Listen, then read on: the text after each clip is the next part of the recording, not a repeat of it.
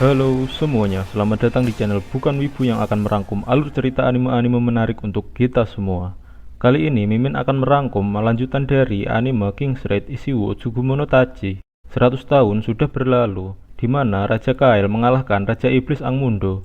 Kini Iblis mulai bangkit dan mengancam dunia. Setelah Kasel diberitahu bahwa ia adalah putra Raja Kael, ia memulai perjalanan membuka kunci segel pedang suci Ea. Sekarang ia sudah mendapatkan satu kunci. Sebelum lanjut ke pembahasannya, Mimin ingin meminta bantuan kalian untuk like, komen, dan subscribe video ini agar Mimin lebih bersemangat lagi untuk mengupdate video-video selanjutnya. Jika sudah, tanpa berlama-lama lagi, kita mulai ke videonya. Di part 3 ini diperlihatkan masa lalu Rehit saat tragedi pembantaian Dark Elf di Olveria. Kemudian scene berpindah di mana Rehit dan pasukannya bertarung melawan para iblis. Setelah misinya selesai, di malam hari ia menemui Putri Scarlet.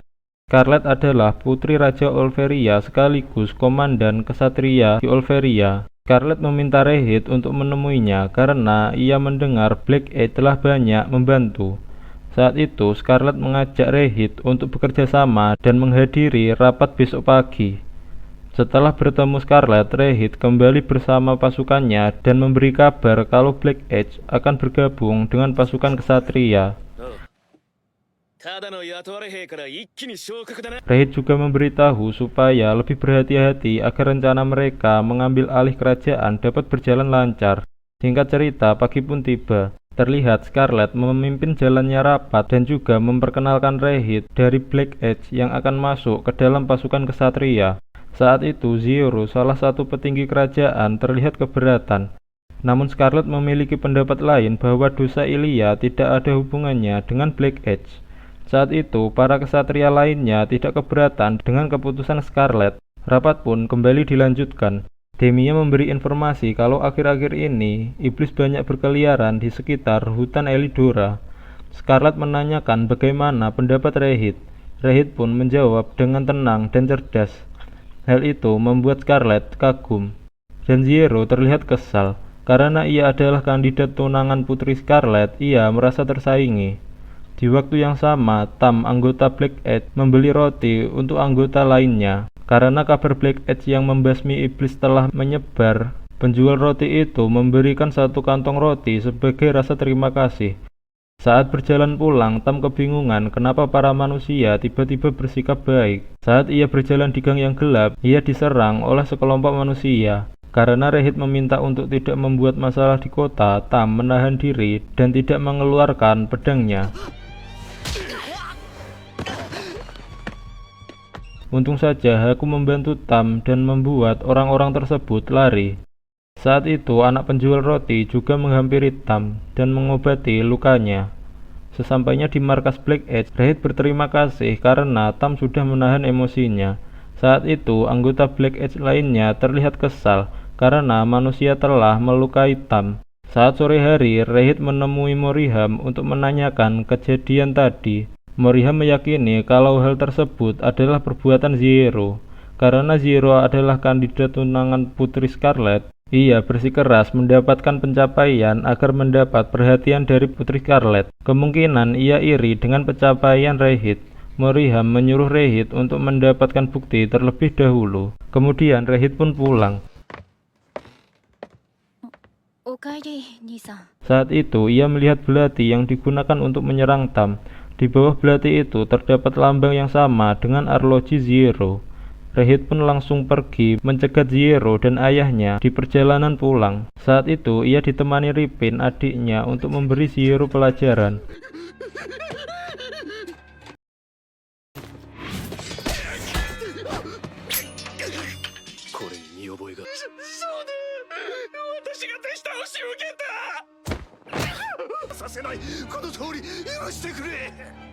Rehit menyuruh mereka untuk tidak mengganggu teman-temannya lagi. Rehit dan Ripin pun kembali. Tam berterima kasih karena telah membalaskan dendamnya. Saat itu Haku masih kesal dan ingin membunuh semua manusia. Tam berkata kalau di Olveria masih ada orang yang memiliki hati baik. Sepertinya Tam teringat dengan si penjual roti dan putrinya. Setelah melihat keadaan Tam, Rehit dan Ripin memandangi bulan merah dari balik jendela. Scene berpindah saat Rehit dan Ripin masih kecil.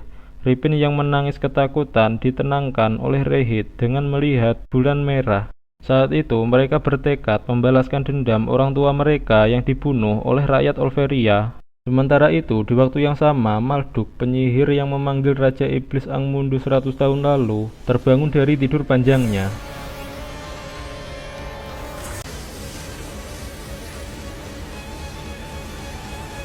Di tempat lain, di tengah perjalanan, Kasel mencari segel pedang suci, tiba-tiba didatangi anak dengan tatapan kosong. Mereka mengikuti anak itu karena kemungkinan di dekat mereka terdapat kota yang dapat disinggahi. Setelah mereka berjalan, ada sebuah bangunan berisikan pengungsi yang desanya diserang oleh para iblis. Frey terlihat menawarkan diri untuk membantu pekerjaan mereka. Saat Frey bermain dengan anak-anak, ia menyapa anak yang sebelumnya bertemu Frey di dalam hutan. Namun anak itu hanya terdiam dan pergi. Anak itu bernama Elise. Tidak ada yang tahu asal dan orang tuanya berada. Saat Kasel dan yang lainnya akan berpamitan untuk melanjutkan perjalanan, Frey mendatangi mereka dan meminta untuk menginap semalam di tempat itu. Setelah itu, Frey terus bermain dengan anak-anak untuk mendekati Elise. Namun ia masih tidak memperdulikan Frey. Elise selalu menghindar dan pergi melihat bunga.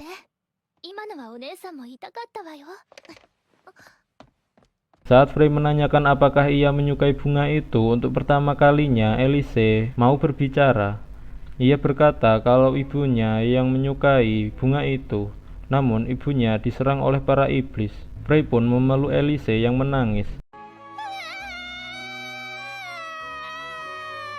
Di kejauhan, Kasel, Cleo, dan juga Roy melihat Frey dan menyadari alasan Frey ingin lebih lama di tempat itu. Setelah Frey akrab dengan Elise, mereka membuat cemilan untuk dimakan bersama anak-anak lainnya. Terlihat Elise mulai tersenyum dan berbicara dengan anak-anak lainnya. Melihat Frey bisa mengobati hati Elise, kepala desa tempat itu meminta Frey untuk bekerja di sana. Saat malam hari, Cleo memberitahu Kasel dan Roy tentang percakapan kepala desa dan Frey. Cleo mencemaskan kalau Frey meninggalkan mereka.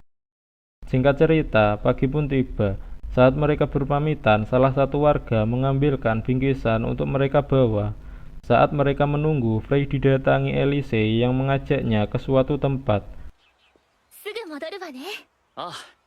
Tiba-tiba Elise lari dan bersembunyi di sebuah gudang. Saat Frey masuk ke dalam gudang itu, Elise menguncinya dari luar. Elise melakukan itu agar Frey tidak meninggalkannya. Karena cemas menunggu Frey yang tidak kunjung kembali, Kasel pun mencarinya. Saat itu, Kasel bertemu Elise dan menanyakan di mana Frey berada. Meski terlihat tidak ingin memberitahu Kasel, Elise tetap mengantar Kasel menemui Frey. Saat berada di dekat gudang, tiba-tiba mereka diserang oleh iblis. Kasel melawan iblis itu sendirian.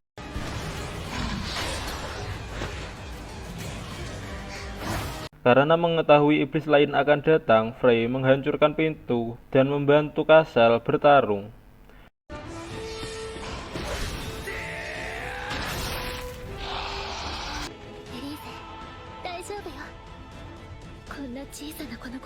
Saat itu, mata Elise mengingatkan Frey kepada Kasel yang masih kecil.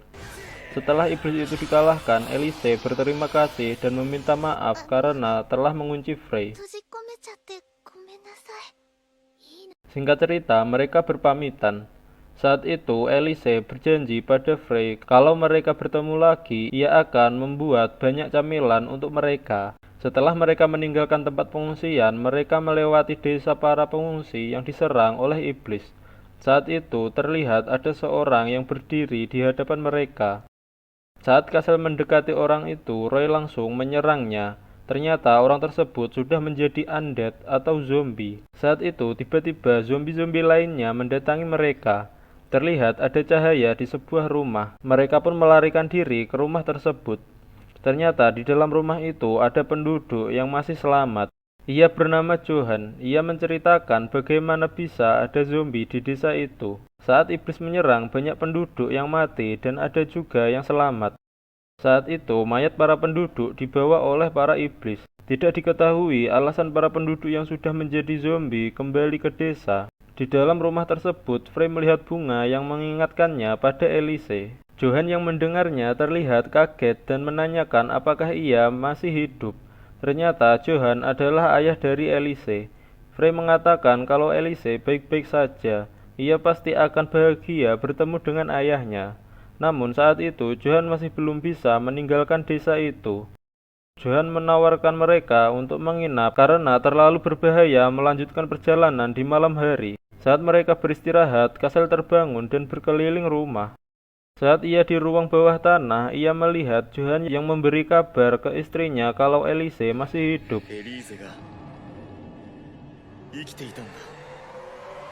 Namun saat itu ibu Elise sudah menjadi zombie. Melihat hal itu, Kasel segera kembali dan menceritakan yang ia lihat kepada Roy. Mereka semua pun berkumpul untuk menanyakan tentang undead di dalam rumah. Johan pun menceritakan saat mayat korban iblis kembali ke desa, Johan dan teman-temannya menangkap Lisa, istri Johan. Johan meyakini kalau istrinya masih hidup dan berusaha menyembuhkannya. Kasel menanyakan apakah Johan tidak ingin pergi menemui Elise. Johan menjawab kalau ia tidak bisa meninggalkan istrinya. Kasel pun kembali bertanya apakah Johan yakin ingin membiarkan Elise sendirian di tempat asing. Kasel juga memohon untuk menemui Elise. Saat itu Johan pergi dan menemui istrinya. Namun tali yang mengikat istrinya tiba-tiba putus. Johan yang ketakutan berteriak sangat kencang. Untung saja Kasel dan yang lainnya cepat membantu mengikat istri Johan kembali. Roy menyuruh Johan agar membiarkan istrinya beristirahat dengan tenang. Namun Johan tidak mampu melakukannya. Saat itu terdengar suara berisik dari luar rumah. Para zombie mendekati rumah Johan karena mendengar teriakannya. Saat itu Roy dan Cleo melawan para zombie-zombie itu. Sedangkan di ruang bawah tanah, Johan membulatkan tekad untuk membunuh zombie yang menyerupai istrinya tersebut. Di luar rumah, Kasel dan yang lainnya terus melawan para zombie sampai tak tersisa. Dan singkat cerita, diperlihatkan Johan menemui Elise bermain sendirian.